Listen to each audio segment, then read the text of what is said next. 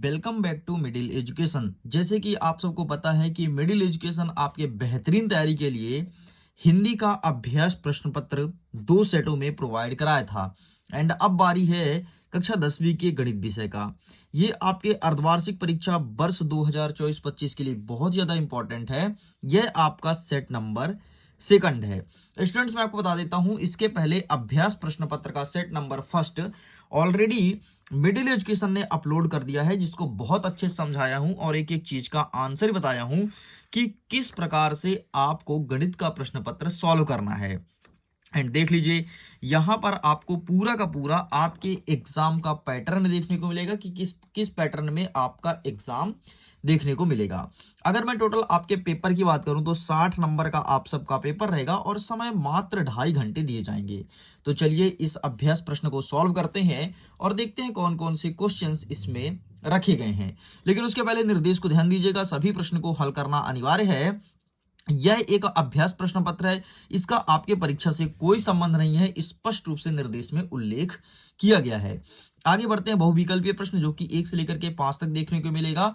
और वीडियो में आगे बढ़ने से पहले मैं इतना ही बोलूंगा, यहाँ पर जितने भी क्वेश्चंस बताए गए हैं सारे क्वेश्चंस को बहुत अच्छे से पढ़िएगा ताकि एग्जाम का आइडियाज लग सके और आपकी बेहतरीन प्रिपरेशन हो सके। निर्देश में लिखता है कि प्रत्येक प्रश्न के लिए 4 विकल्प दिए जाएंगे, एक सही उत्तर का चुनाव करना है। हमारा पहला नंबर कहता है कि 2y बराबर 5y-21 को हल करो। तो कुछ मत करो, y को कर दो पक्षांतरण, तो 2 में से -5 घट जाएगा तो ये बचेगा आपका -3, तो ये बच जाएगा आपका -3y बराबर 21। जब इसे हम काटे पीटेंगे तो ये आ जाएगा y का मान -7। ये माइनस है तो माइनस माइनस कट्टम किट्टी जाएगा तो 7 आ जाएगा। तो इसका सही आंसर आपको लगाना है ऑप्शन नंबर सी। आगे बढ़ते हैं, 4 सेंटीमीटर लंबाई वाले घन का पृष्ठीय क्षेत्रफल क्या होगा। तो 4 सेंटीमीटर घन है ना, तो इस प्रकार से घन का पहले चित्र बना लो। ठीक है, 4 सेंटीमीटर लंबाई, मतलब अगर इसकी लंबाई 4 है तो इसकी चौड़ाई भी 4 होगी। ठीक है, और इसकी ऊंचाई भी 4 होगी। तो कुछ मत करो, 4 चौको 16, 16 चौको 64, इसका सही आंसर हो जाएगा ऑप्शन नंबर बी। कुछ मत करो, इसका तुम गुणा कर दो। नेक्स्ट कहता है हमारा प्रश्न क्रमांक 4, एक घनाकार बॉक्स का आयतन जिसकी लंबाई चौड़ाई और ऊंचाई क्रमशः 2p 4p और 8r है। तो क्या बोला है कि इसका आयतन ज्ञात करो। जब भी किसी चीज का तुम आयतन निकालो, उसका सूत्र होता है लंबाई गुणे चौड़ाई गुणे ऊंचाई। तो कुछ मत करो, इन तीनों गुणा कर दो, तो 8 चौको 32, 32 दूनी 64, तो 64 यहाँ पर है, ये मिल गया, और PQR हो जाएगा। तो PQR यहाँ पे लिखा गया है। इस प्रकार से ये सही उत्तर हो जाएगा आपका।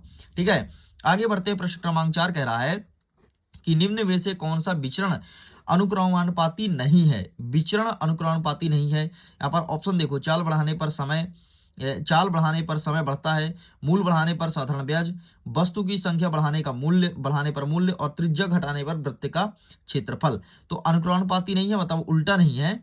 तो इसका सही आंसर आप लगाएंगे ऑप्शन नंबर आ, चाल बढ़ाने पर समय। नेक्स्ट कहता है रेखा आरेख ऐसे आंकड़े प्रस्तुत करता है जो समय के साथ लगातार क्या करती है, बदलते रहते हैं। तो इसका सही आंसर आपको लिखना है ऑप्शन नंबर बी। इस प्रकार से सारे क्वेश्चंस हो गए कंप्लीट और आपको आइडियाज लग गए क्वेश्चन को कैसे सॉल्व करना है। लेकिन उसके पहले एक चीज मैं बोलूंगा, अगर आपने पीडीएफ डाउनलोड नहीं किया है तो दोनों सेट के अभ्यास प्रश्न का पीडीएफ डाउनलोड कर सकते हैं, लिंक डिस्क्रिप्शन बॉक्स में दिया गया है। और मेरे प्यारे स्टूडेंट्स, इसको जरूर देखना, इस अभ्यास सेट को और देखना, ताकि तुम्हारी बेहतरीन प्रैक्टिस हो पाए और एग्जाम में अच्छे स्कोर गेन कर पाओ। आगे देखते हैं, रिक्त स्थान की पूर्ति करो 6 से लेकर के 10 तक। 6वां नंबर कहता है कि किसी ठोस का पृष्ठीय क्षेत्रफल उसके फलक को डैश डैश का योग होता है। ये चीज पूछा गया है, तो यहाँ पर आपको लिखना है फलकों के क्षेत्रफल, तो यहाँ पर क्षेत्रफल लिखोगे। नेक्स्ट कह रहा है कि एक पदी से गुणा करने पर हमेशा क्या मिलेगा। तो एक पदी का जब हम एक पदी से गुणा करेंगे तो हमेशा एक पदी मिलेगा, तो एक पदी व्यंजक ही प्राप्त होगा। और एक पदी का 2 पदी से गुणा करेंगे तो द्विपद मिलेगा, अगर 2 पद का 2 पद से करेंगे तो 2 पद मिलेगा। ये तीनों चीज ध्यान रखना। नेक्स्ट कहता है जहां एक राशि दूसरे राशि को प्रभावित करती है तब प्रभावी राशि डैश डैश कहलाती है। तो प्रभावी राशि क्या कहलाती है, एक नई राशि कहलाती है। तो नई राशि ठीक है, जो प्रभावित होती है उसे नई राशि कहते हैं। नेक्स्ट कहता है 2 अंकों की संख्या 26 का द्वंद्व योग क्या होगा। तो 39 और 13 होगा। ठीक है, ये इसका द्वंद्व योग होगा। नेक्स्ट कहता है जीएसटी कर माल की आपूर्ति सेवा या डैश डैश पर लगाया जाता है, तो सेवा और मूल्यों पर लगाया जाता है। जीएसटी का फुल फॉर्म ही है ना यार, कि सेवा और मूल्य का मूल्य, ठीक है। तो सेवा और मूल्यों पर लगाया जाने वाला कर कहलाता है जीएसटी, जिसे 2016 में लागू किया गया था 8 नवंबर के दिन। चलो आगे बढ़ते हैं। यहां तक पूरे क्वेश्चंस कंप्लीट हो गए, 10 प्रश्न को हमने कंप्लीट कर दिया। आगे बढ़ते हैं, अब कवर करते हैं हम लघु उत्तरीय प्रश्न को, जो कि चलेगा 11 से लेकर के 16 तक। निर्देश में कहता है नीचे दिए गए प्रश्नों को हल करो, ठीक है। 3 पद वाले व्यंजक को क्या कहेंगे, तो त्रिपद कहेंगे, ध्यान रखना, या त्रिपदी कहेंगे, वैसे त्रिपद लिखो ज्यादा सही है। 2 पद वाले व्यंजक क्या कहेंगे, द्विपद कहेंगे, अभी तुमको मैंने दिखाया इसके पहले। नेक्स्ट कहता है कि 625 का वर्गमूल बताइए, वर्गमूल बताना है, ठीक है। तो कुछ मत कर भाई, 625 का तू इस प्रकार से वर्गमूल निकाल दे। तो मुझे पता है कि 625 का आएगा 25, ठीक है। तो 25 का वर्गमूल होगा 25 में 25 गुणा करोगे 625 आएगा, इस प्रकार से तुम निकालोगे, तुम्हारा आंसर आ जाएगा, ठीक है। नेक्स्ट कहता है कि 500 रुपए अंकित मूल्य को वस्तु को 450 रुपए में बेचा जाता है, तो बट्टा प्रतिशत ज्ञात करो। बट्टा का मतलब होता है छूट, कि कितने परसेंट का तुमने छूट दिया। तो बट्टा प्रतिशत का फॉर्मूला अगर तुमको पता है तुम सॉल्व कर पाओगे। देखो क्या होता है, बट्टा प्रतिशत बराबर बट्टा बटे क्रय मूल्य, ठीक है, क्रय मूल्य इंटू 100। तो बट्टा मतलब अगर तूने 500 खरीदा, 1050 से बेचा है, मतलब तूने 50 रुपए छूट दिया, तो यहाँ पर 50 लिखोगे। क्रय मूल्य कितना है, क्रय मूल्य खरीदी मूल्य 500, तो 500 कर दोगे और गुणते में 100। कट्टम किट्टी, ठीक है। अब इसको काटो, 5 का नाम 5, तो 10 बार जा रहा है, मतलब इसका आया उत्तर 10%। तो बस 10% तुम्हारा प्रतिशत हो जाएगा, यही तो लिखना है। नेक्स्ट कहता है कि ये चीज जो दिया है तो इसका गुणनखंड करो। देखो इसके लिए एक फॉर्मूला लगेगा a² माइनस b²। अब इसे हम फार्मूले में तोड़ लेते हैं। तो ये 9 लिखा है, तो देखो सबसे पहले इसको मैं दिखा देता हूँ, वैसे आंसर मैं सॉल्व किया हूँ कॉपी में, ठीक है। मैं दिखा देता हूँ, ये आपको कौन सा प्रश्न है, ये है आपका प्रश्न क्रमांक 15, ठीक है। ये क्यों, देखो यहाँ पर मैंने सॉल्व किया है। देखो कैसे, इसके लिए आप एक फॉर्मूला लगाओगे a² माइनस b² का, ठीक है। जब इसको तुम इस फॉर्मूले में पुट करोगे तो ये 9 का हो जाएगा 3, x का x और y का y, और बाहर लग जाएगा स्क्वायर, ठीक है। इसे 16 का हो जाएगा 4, क्योंकि 4 को 16 होता है। अब इसे a² माइनस b² का सूत्र होता है a plus B, a minus B, तो बस इसे तोड़ दो। देखो a प्लस बी कर दिया, 1 माइनस बी कर दिया, खत्म। इतना ही तो करना था, हाँ इतना सरल था। नेक्स्ट कहता है एक पदी युग्म के रूप में लंबाई और चौड़ाई रखने वाले आयतन का क्षेत्रफल ज्ञात करो। देखो यार, आयतन का क्षेत्रफल कैसे निकालते हैं, कभी भी आयतन का क्षेत्रफल निकालना, लंबाई गुणा चौड़ाई कर दो, ठीक है। तो 20 पंचे 100, ये 100 हो जाएगा, x का x² हो जाएगा, y का y² हो जाएगा। ले भाई तेरा आंसर आ गया, यही तो इसका आयतन था, बस, ठीक है। आयतन निकालने के लिए बस ऐसे ही सूत्र लगाया जाता है, ठीक। आयतन ही बोला ना, आयतन का क्षेत्रफल, हाँ क्षेत्रफल निकालने के लिए लंबाई गुणे चौड़ाई, 2 गुणे लंबाई धन चौड़ाई होता है, 2 गुणे लंबाई धन चौड़ाई होता है। सॉरी मैंने थोड़ी यहाँ पर मिस्टेक कर दिया, 2 गुणे लंबाई धन चौड़ाई, तो 2 का कर दो, लंबाई ये हो गया, चौड़ाई आपका ये हो गया, ठीक है। तो जोड़ोगे तो आएगा 20 और 5 जोड़ोगे 25, 25 x² y², इसका 2 को गुणा करोगे तो 25 दूनी 50 आएगा, 50 x² y², ये हो जाएगा सही उत्तर। ये नहीं होगा बेटा, सॉरी इसमें थोड़ा मैंने मिस्टेक कर दिया था, ये सही उत्तर हो जाएगा। इस प्रकार से आपको सॉल्व करना है फॉर्मूले को लगा करके। आगे बढ़ते हैं। नेक्स्ट कहता है लघु उत्तरीय प्रश्न, जो कि 17 से 22 तक देखने को मिलेगा। नीचे दिए गए प्रश्नों को हल करो, ठीक है। आओ करते हैं, कौन सी बहुत बड़ी बात है। एक समीकरण दिया गया है, इसको हल करना है, ठीक है। तो इसे हल करेंगे तो 25 चौको 100, एक आ जाएगा एक एफ। अच्छा इसका आंसर मैं कर किया हूं, ये मैं दिखा देता हूं। देखो इस प्रकार से तोड़ोगे तो पहले एक एफ माइनस 0.75 इक्वल 5 माइनस 4.5 आएगा, इसे घटा दोगे 0.5 आएगा, एंड ये ऐसे रहने दो, ठीक है। अब कुछ मत करो, इसे कर दो पक्षांतर करोगे तो जुड़ जाएगा, तो आ जाएगा 1.25 और 1f। तो एफ का वैल्यू निकालना है, तो 1.25 बटे 1, बस इतना लिख के कंप्लीट करना है।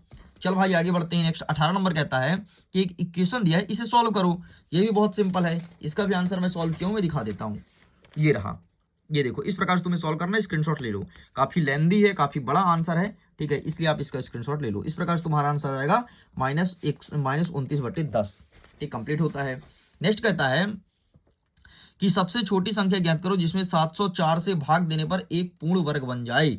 मतलब सबसे छोटी संख्या बताना है कि वो छोटी संख्या क्या होगी, ये प्रश्न पूछा गया है। तो आइए मैं दिखा देता हूं, इसका पूरा का पूरा आंसर हमें मिला है गूगल में।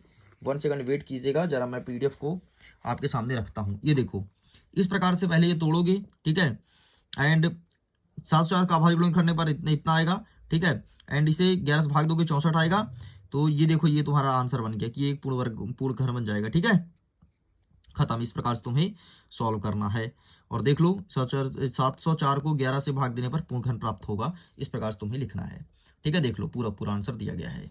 चलो साइड करते हैं। नेक्स्ट क्या कह रहा है कि 5 सेंटीमीटर भुजा वाले घन का आयतन निकालो। अगर 5 सेंटीमीटर भुजा है तो उसका आयतन निकालना है। तो इसका भी आंसर मैं लेकर के आया हूं, ये रहा है आपके सामने। ठीक है, ये इस प्रकार से घन की भुजा a बराबर 5 सेंटीमीटर है तो घन का आयतन तो v बराबर a क्यूब कर देना, मतलब 55 25 25 पंच 125, ये सही उत्तर हो जाएगा।